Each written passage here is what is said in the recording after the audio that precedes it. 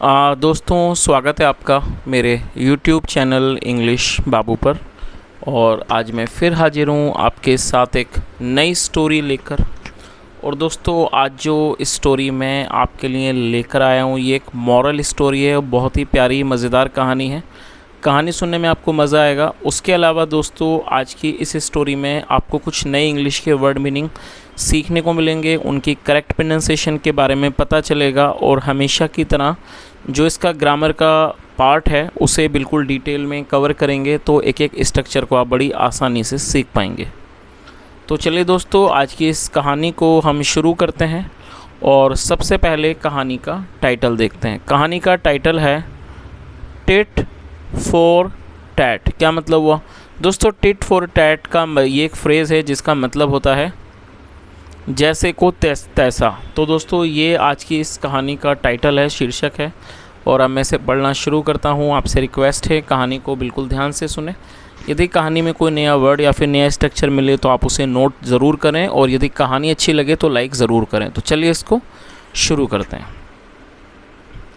There lived a camel in a village। क्या मतलब हुआ दोस्तों? ये जो वाक्य है ये एक पास्ट इंडेफिनिट का अफर्मेटिव वाक्य है। और जब हम पास्ट इंडेफिनिट में कोई भी अफर्मेटिव का वाक्य बनाते हैं तो वहाँ वर्ब की सेकंड फॉर्म का यूज़ किया जाता है। लिव का मतलब होता है रहना, निवास करना। Second form lived. तो क्या अर्थ हुआ? There lived a camel in a village। Camel मतलब ऊँट, मतलब एक गाँव में एक ऊँट रहता था।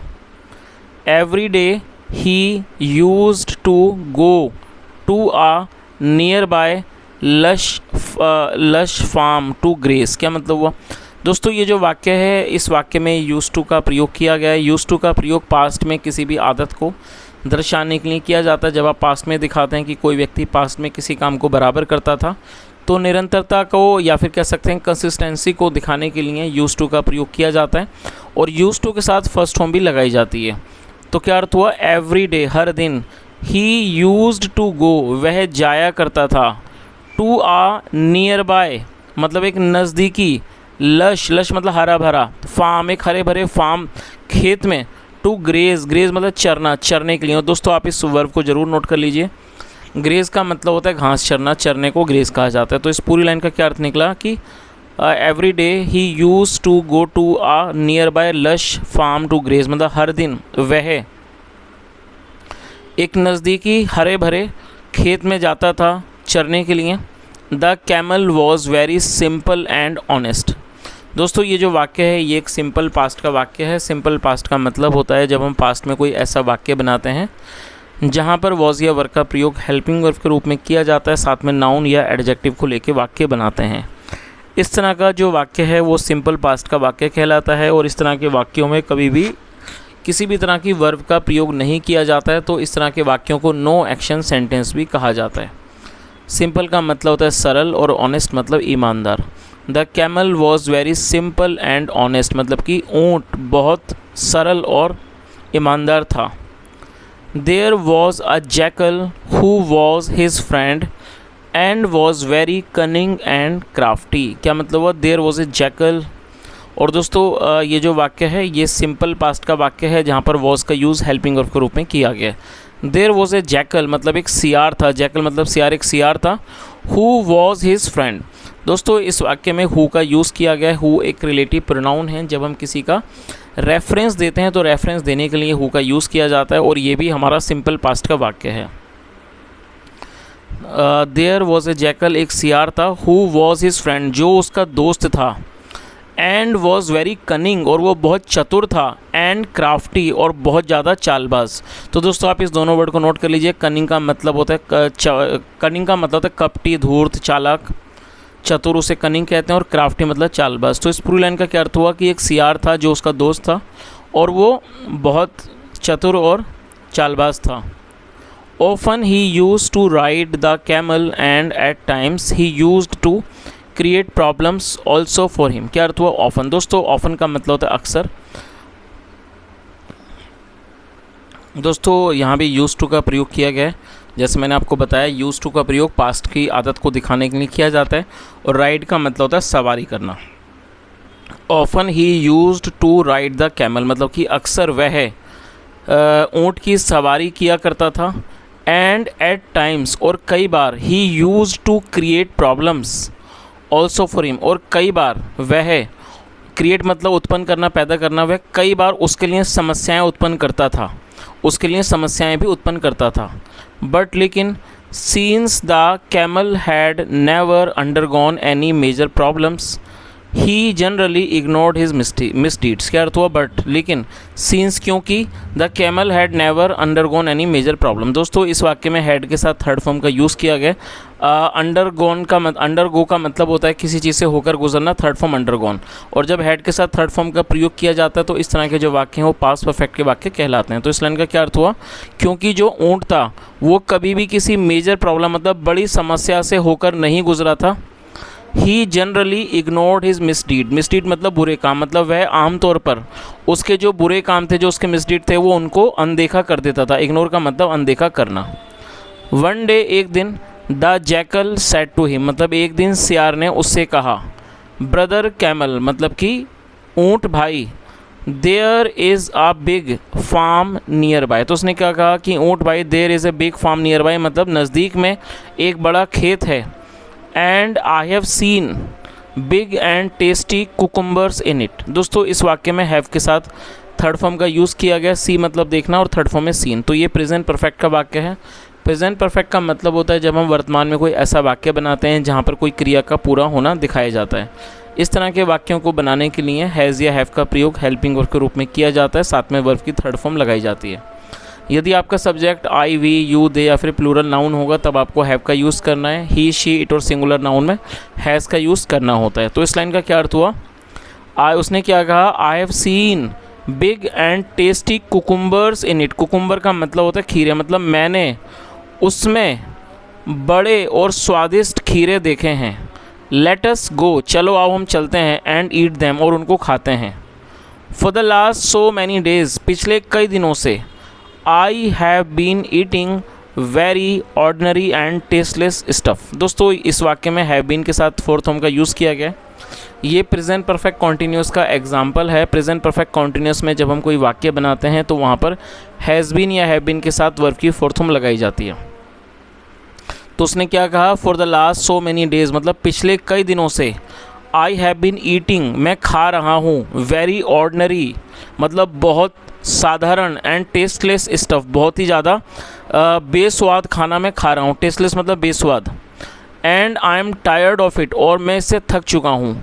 This will bring some change, और दोस्तों इस वाक्य में विल का प्रयोग किया गया तो ये फ्यूचर इंडेफिनिट का वाक्य है। तो उसने आगे क्या कहा? This will bring some change, ये थोड़ा बदलाव लाएगा। चलिए आगे देखिए।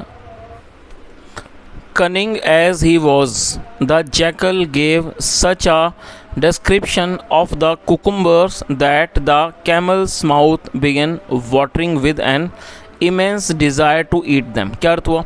और दोस्तों यहाँ देखिए कैमल के बाद एपिस्ट्रोफी एस है, जिसका मतलब होता है का, की, के। जब हम किसी नाम या व्यक्ति के साथ को जोड़ते हैं तो वहाँ पर एपिस्ट्रोफी एस का यूज़ किया जाता है। तो इस लाइन का क्या अर्थ हुआ?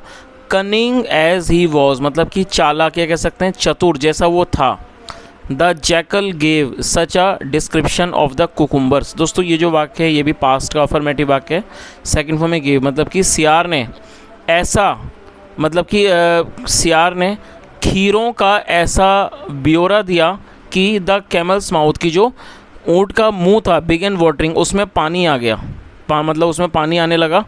विद एन इमेंस डिज़ायर, बहुत ज़्यादा इच्छा के साथ, टू ईट दैम मतलब उनको बहुत ज़्यादा खाने की इच्छा के साथ, तो जो कैमल था, ऊँट था, उसके मुंह में पानी आने लगा। इस तरह का उसने जो ब्यौरा था, डिस्क्रिप्शन था, वो सियार ने उसको दिया।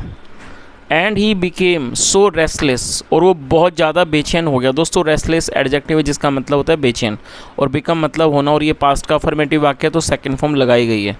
And he became so restless, और वो बहुत ज़्यादा बेचैन हो गया, दैट की he immediately set out to the farm, और वो तुरंत निकल पड़ा, खेत के लिए निकल पड़ा। आगे देखिए।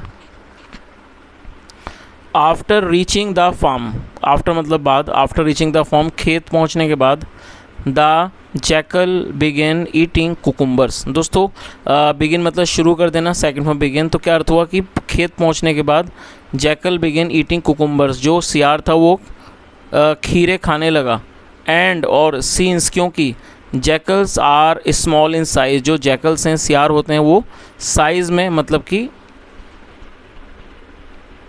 अनुपात में साइज़ में वो छोटे होते हैं। He had assuaged his hunger very soon। दोस्तों यहाँ हैड के साथ थर्ड फॉर्म है तो ये पास्ट परफेक्ट का वाक्य है। assuage को आप नोट कर लीजिए, भूख शांत करने को assuage कहा जाता है। तो इस पूरी लाइन का क्या अर्थ निकला, क्योंकि जो जैकल्स होते हैं सियार होते हैं वो साइज़ में छोटे होते हैं। He had assuaged his hunger very soon। Hunger मतलब भूख, मतलब वह अपनी भूख को बहुत जल्दी शांत कर चुका था। But the camel had hardly eaten anything. लेकिन जो कैमल था, ऊँट था, उसने मुश्किल से ही कुछ खाया था। मीनवाइल, दोस्तों मीनवाइल को आप नोट कर लीजिए, मीनवाइल का मतलब था इस दौरान सीन्स, क्योंकि the jackal had already eaten his fill, क्योंकि जो सियार था वो पहले ही पेट भर के वो खाना खा चुका था। ईटन हिज फिल मतलब पूरा मन भर के, पेट भर के वो खा चुका था। ही बिगेन हाउलिंग, दोस्तों हाउलिंग का मतलब होता है जो कुत्ते या सियार वगैरह जो चिल्लाते हैं उस शब्द उसे हाउल कहा जाता है। तो क्या अर्थ हुआ, ही बिगेन हाउलिंग, वो चिल्लाने लगा। लाउडली, ज़ोर से वो चिल्लाने लगा। Without caring for the camel, बिना केमल के मतलब बिना ऊँट की परवाह किए वो चिल्लाने लगा।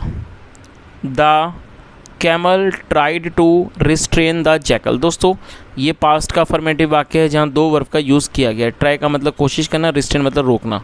The camel tried to restrain the jackal from doing so, मतलब कि क्या हुआ इस लाइन का कि ऊँट ने सियार को ऐसा करने से रोकने की कोशिश की।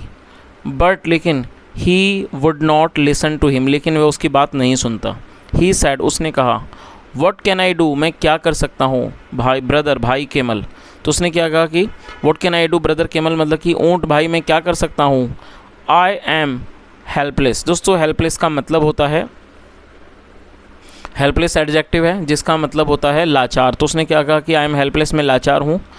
हाउलिंग after eating something is a must for me, मतलब कि खाना खाने के बाद चिल्लाना ऐसा है कि जो मेरे लिए बहुत ज़्यादा आवश्यक है। इफ़ आई डोंट, अगर मैं ऐसा ना करूं, I start feeling very uneasy, मुझे बहुत ज़्यादा अनईज़ी, अनईज़ी का मतलब होता है बहुत ज़्यादा अस्वस्थ, मुझे बहुत ज़्यादा अस्वस्थ महसूस होने लगता है। सेइंग दिस, ऐसा कहते हुए ही बिगेन हाउलिंग अगेन, वो दोबारा से चिल्लाने लगा। चलिए आगे देखिए।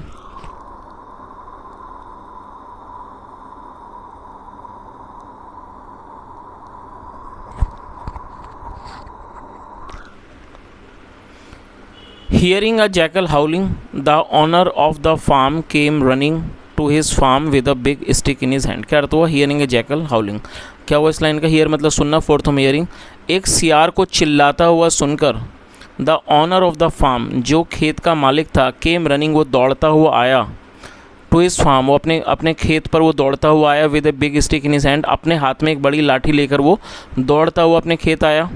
The jackal saw him coming, दोस्तों ये भी पास्ट का अफर्मेटिव वाक्य है जहाँ सेकंड फॉर्म लगाई गई है। सी मतलब देखना, second form so, the jackal saw him coming, सियार ने उसे आता हुआ देख लिया।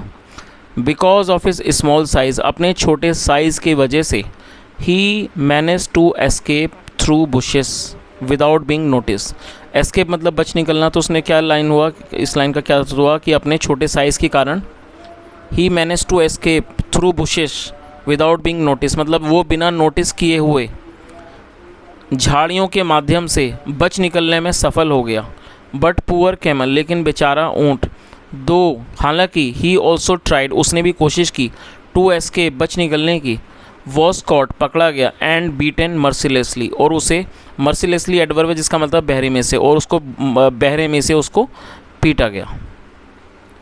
चलिए दोस्तों ये कहानी अभी और बाकी है, लेकिन ये आज थोड़ा सा टाइम की समस्या है तो मैं सोचता हूँ इसका जो अगला पार्ट है उसे मैं कल कवर करूँगा। और दोस्तों यदि आपको कहानी अच्छी लगी और आप सेकंड पार्ट भी सुनना चाहें तो कमेंट में ज़रूर बताएं।